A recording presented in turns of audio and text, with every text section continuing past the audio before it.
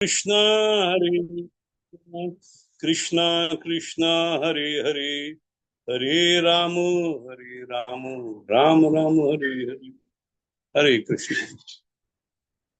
So we will be taking a reference of a verse from Canto 4, स्कंद 4 अध्याय 21 और श्लोक क्रमांक 43.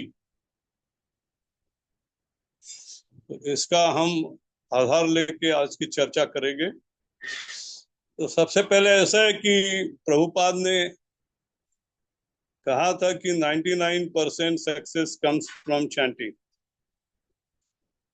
और बाकी जो 1% है वो डिवोशनल सर्विस, भक्ति पे आधारित है. बार बार हम दोहराते हैं, लेकिन इसका जो सीक्रेट मीनिंग है वो समझना आवश्यक है.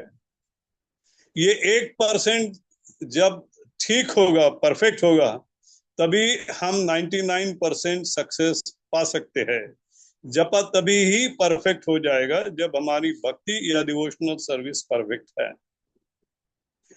नाउ बार बार भागवतम में कहा गया है कि नाम संकीर्तन और जपा करना आवश्यक है, और दूसरी बात कहा गया है कि सम सिद्धि हरितोषणा.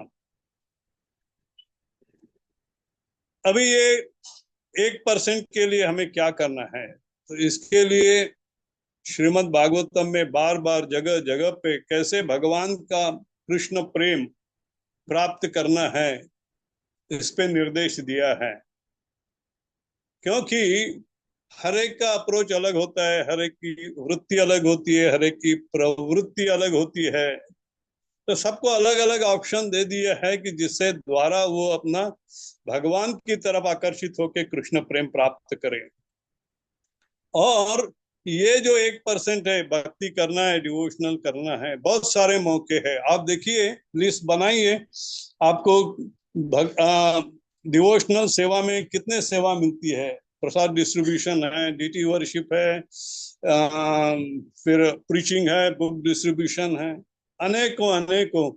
यहाँ तक कि आप नहीं, जब भी भक्तों की और वैष्णव की सेवा कर रहे हैं, वो भी भक्ति में आ जाता है.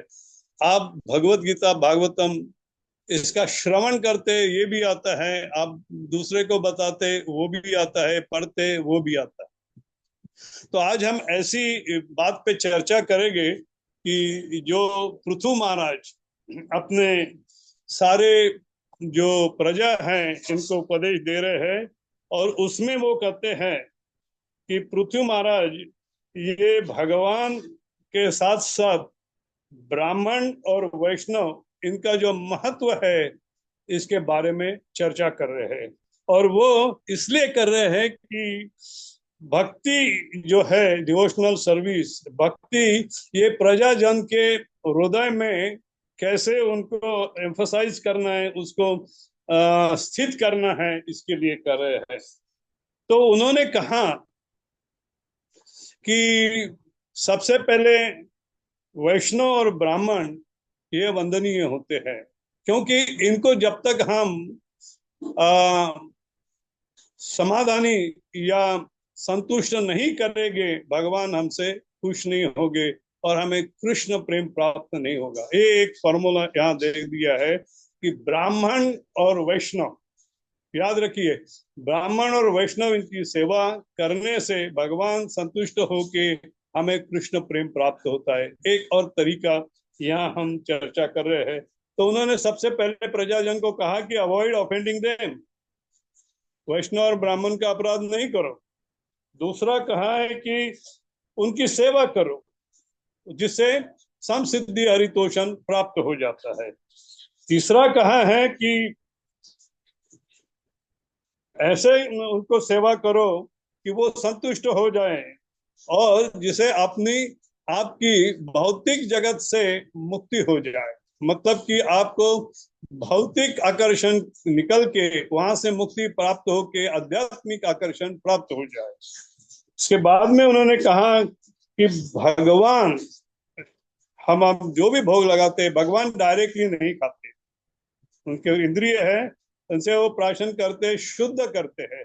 लेकिन असल में भगवान ये यज्ञ में जो आहुति डालते हैं इससे भी प्रसन्न नहीं होते, उससे ज्यादा प्रसन्न तब होते हैं कि भगवान यदि ब्राह्मण और वैष्णव इनको आप संतुष्ट करते हैं, प्रसाद देते हैं, उनको भोज देते हैं, तो उनके मुख से, ब्राह्मण और वैष्णव इनके मुख से भगवान खाते हैं, ये याद रखो।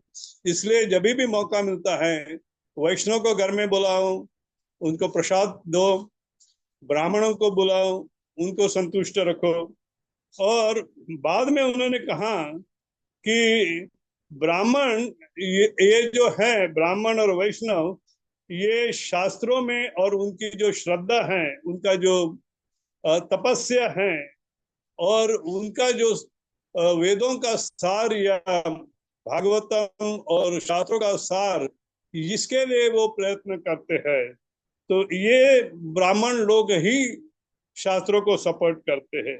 बाद में आज का जो श्लोक जिसपे हम कंक्लूजन करने वाले हैं वो इस प्रकार है कि जो रज है, ब्राह्मण और वैष्णव, इनकी रज हमारे सर पे लेना है। भागवतम में एक अलग से श्लोक है कि ये रज से कितने फायदे होते हैं और क्यों लेना चाहिए। तो इसमें उन्होंने कहा कि हमने, पृथु महाराज स्वयं करते कि मैं हमेशा मेरे राज मुकुट पे इन ब्राह्मण और वैष्णव की रज को धारण करूं, और ऐसे करने से व्यक्ति पापों से मुक्त हो जाता है और भगवान की तरफ आकर्षित होके हमारे अंदर अच्छी क्वालिटी, वैष्णव क्वालिटी वो तैयार कर लेता है। आखिरी में कहा है कि ब्राह्मण और वैष्णव इनका जो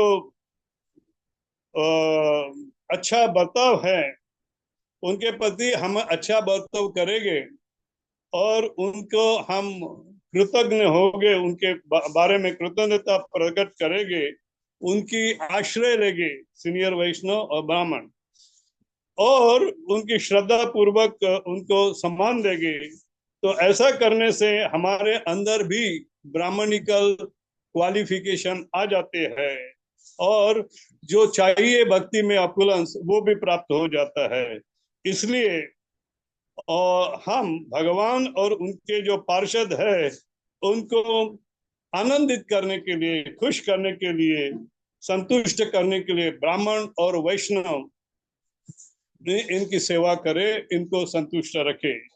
तो ये पृथु महाराज ने कहा है उनके प्रजा को। अब इससे कंक्लूजन में जिस पर दूसरा टॉपिक है वो हम अगली बार चर्चा करेंगे कि हमारी रिस्पॉन्सिबिलिटी क्या लगती है, क्योंकि जब तक ब्राह्मण और वैष्णव संतुष्ट नहीं होंगे भगवान संतुष्ट नहीं होंगे। एक आसान तरीका है कृष्ण प्रेम प्राप्त करने का, लेकिन यहाँ दिया है कि हम ऐसे सेवा करने से हमारे अंदर भी ब्राह्मण क्वालिटी आती है।